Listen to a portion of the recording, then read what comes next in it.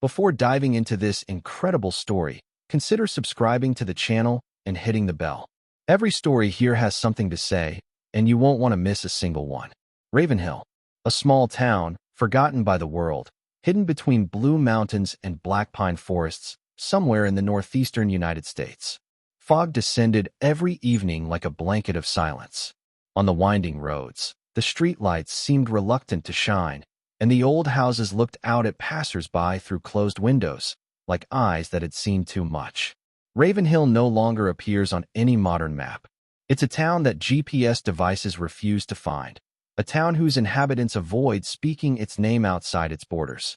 Here it's called the City of Secrets. Those who are born there often stay there, not by choice, but as if the city holds them, anchored in its land like the gnarled roots of old pines. There, the leaves don't fall, they whisper. Eyes meet, then avoid each other. Past wounds are carefully hidden beneath a layer of apparent normality. Communal festivals, Sunday masses, overly strained smiles. But everyone knows that beneath the surface, the ground is cracked. This autumn morning, as the wind carried the smell of rain and damp wood, a black car walked slowly up the main avenue. She stopped in front of the old, disused Ravenhill School, a time-worn red brick building, overgrown with weeds and abandoned memorabilia. The door opened. A woman stepped out, tall and straight, wearing a long brown coat. Her black hair, tied back in a bun, revealed a marked but beautiful face, a gaze both gentle and sharp. She was in her 40s, but in her eyes, one could read the 22 years of exile. Her name was Claire Whitmore. Once, that name echoed through the halls of the school like an uneasy whisper. Now, it struck like a harsh reminder. Some believed she was dead. Others hoped she would never return. But the truth is, Ravenhill had never forgotten her. Back in 2003, Claire had then 17 years old. She lived alone with her mother, Mary, a former nurse consumed by lung disease, in Asmal wooden cabin on the edge of Millerspine Forest, where no one dared go at night anymore. Their roof leaked. Their refrigerator was almost empty.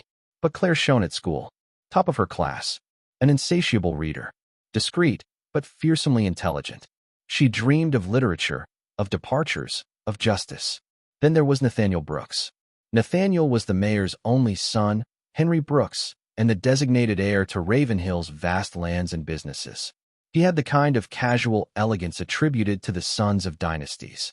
He played the piano, read Nietzsche, loved thunderstorms. And he had fallen in love with Claire. Their love was secret at first. Letters slipped into books. Rendezvous at the edge of the forest. Then they could hide no longer. The city had rumbled. The rich mothers whispered that little Whitmore imagined she was somebody. The mayor had summoned her to his office once and said to her, with cold eyes, "There are people we don't touch, and children we don't deserve." Claire had fought. She had believed in their love. Until evening of November 18th, 2003, where Nathaniel did not show up for their meeting. The next morning, he was found dead, lying in a field behind the gymnasium. A bullet in his back, a revolver nearby, no fingerprints. But Claire, for months pregnant, was immediately stopped. The evidence?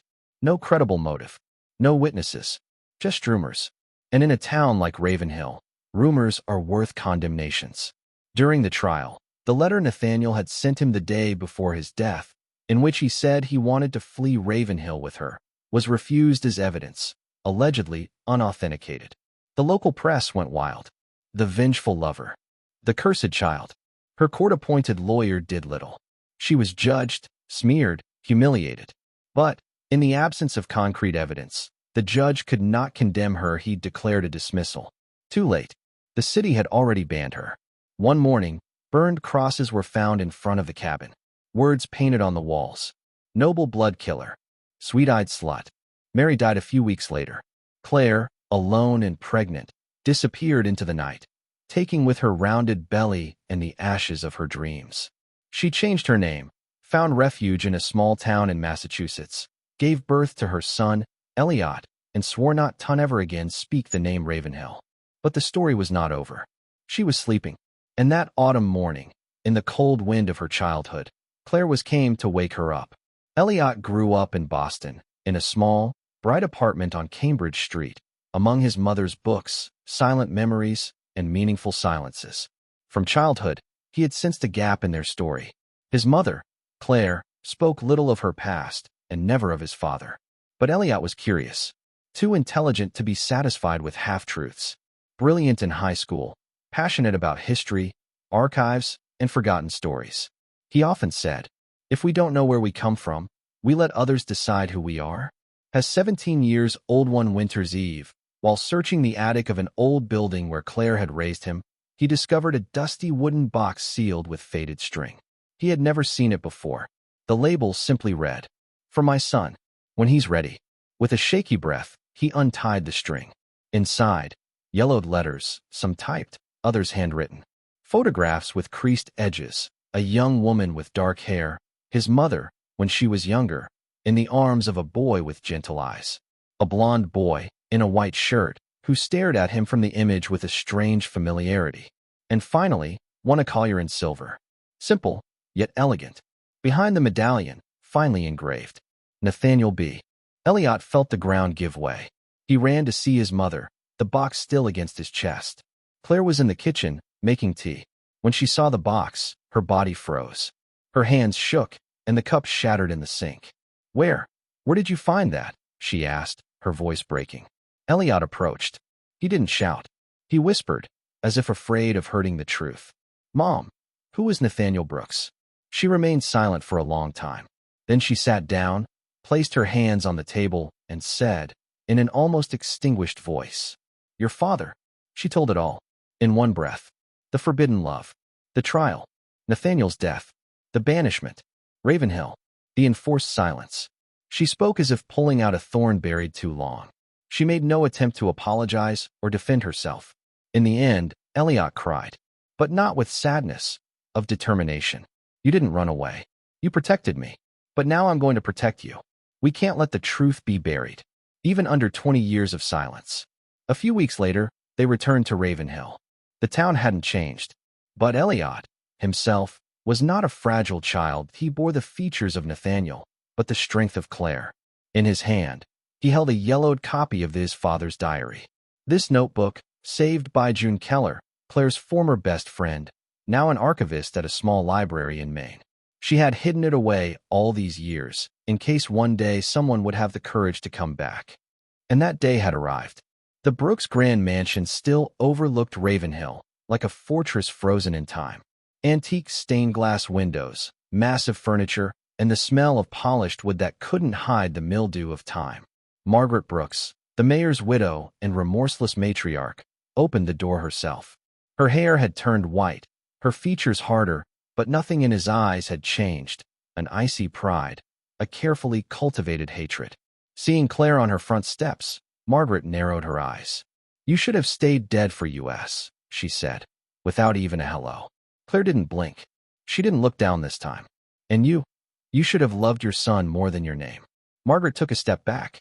Elliot, who had remained behind his mother, stepped forward and said calmly, "I'm his son, and Nathaniel Brooks's. I didn't come begging for anything. I came to make you face the truth, once in your life." Claire took an envelope from her pocket and held it out. Margaret took it hesitantly. The writing on the cover made her falter. It was that of his son. She opened the newspaper. The first few pages were unremarkable, but a few pages later, she came across these words, underlined 3 times. "If I die, it won't be an accident. Mom can't stand that I love Claire. She threatened. She's capable of anything. If anything happens to me, it's her." Margaret stood there petrified. She slowly closed the notebook, then sat down, speechless. Her mask had fallen. All her power, her control, her icy silence, shattered. Claire stood straight. "You destroyed your own son, and tried to destroy mine. But we're here, alive, free, and we won't be silent anymore." Elliot approached the old woman. He didn't shout. He whispered softly, "You didn't just kill my father. You buried the truth to protect your name. But now, it's the OU which will resonate." When Claire decided to reopen the investigation, she knew she would face a wall of silence, privilege, and distorted memory. But she was no longer alone. David Monroe, a renowned Boston lawyer specializing in miscarriages of justice, had taken the case. A former law professor known for his integrity, he had been deeply moved by the case. As soon as he read Nathaniel's journal, he declared, "It's not just a crime. It's a lie that's been going on for 20 years, and it's time for it to stop. The request for reopening was filed before the Waymore County Superior Court, accompanied by new elements. Nathaniel's diary, letters found, recordings by June Keller, and above all, the Elliott's direct testimony, now an adult, ready to tell his story. The media smelled the scandal. The titles appeared on the screens. A ghost returns, Claire Whitmore, wrongly accused? The Brooks affair, the truth buried at Ravenhill? The son of silence, Elliott Whitmore demands justice. The pressure mounted. National networks arrived. Social media went wild. Hashtags emerged. Hashtag Justice Poor Claire. Hashtag Ravenhill Lamoette. First, it was Frank Holloway, a former forest ranger, now retired, who spoke in a local documentary. In a trembling voice, he said, "I saw Henry Brooks, the mayor, get out of his car one night, furious. He was yelling at Nathaniel, calling him a traitor, a scumbag. He pulled out a pistol. Nathaniel was pale, but he wasn't yelling. He looked resigned. I didn't say anything at the time. I was afraid of losing everything." Then, a former police officer, Peter LaRoche, admitted that some evidence had been misplaced during the initial investigation on orders from above. He didn't mention any names, but his look was meaningful. Then a revelation struck like a thunderclap. The revolver used in the crime did indeed belong to Henry Brooks. The serial number had been scratched off, but fragments of ballistics data remained in an old file that June, the faithful archivist, had found. Everything collapsed. The Brooks family image city pillar toppled. Toxic clan, ready to do anything to protect his legacy. The courtroom was packed. The crowd spilled out into the street. Cameras filmed. Journalists scribbled. And in the background, a few tearful faces, Claire's former classmates, who hadn't dared to speak out. People of Ravenhill, torn between shame and redemption.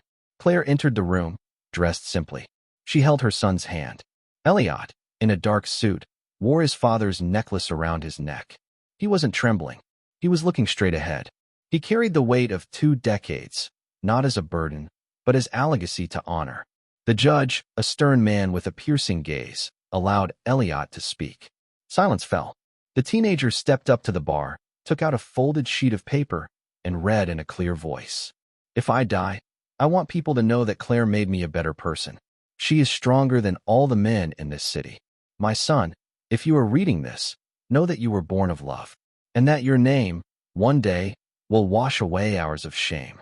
Nathaniel Brooks, November 17, 2003. A murmur ran through the room. Margaret Brooks, standing at the back, discreetly wiped her eyes. Her stone mask was cracking.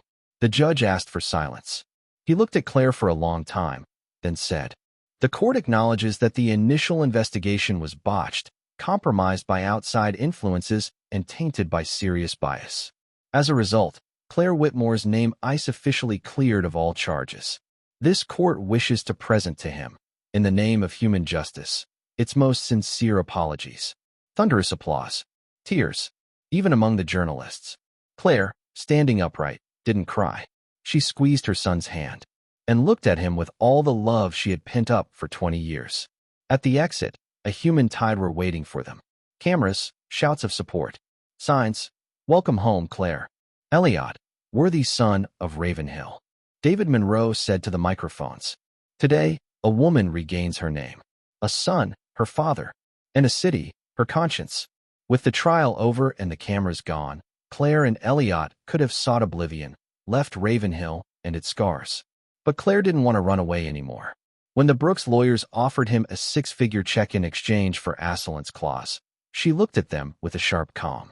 "You tried to buy my silence when I was young. Today you won't even be able to praise my dignity."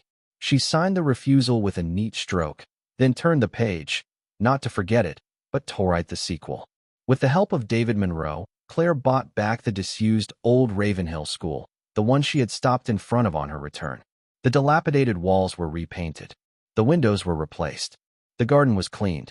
She renamed it Nathaniel House, in tribute to the man who never had the chance to raise his own son. The school became a center of welcome, learning, and mentoring for marginalized youth. Children from poor families, excluded adolescents, orphans passing through. Elliott, now a law student, became the deputy director. He taught history, but above all self-esteem, the courage to name injustice, and the art of never letting one's origins define one's future. The school quickly became a lighthouse in a city once blinded by pride. A few months later, one rainy morning, Margaret Brooks crossed the gates of the center. His steps were slow, his coat worn, his gaze withered. The revelations of the trial had ruined his reputation, emptied his accounts, and exposed a whole corrupt dynasty.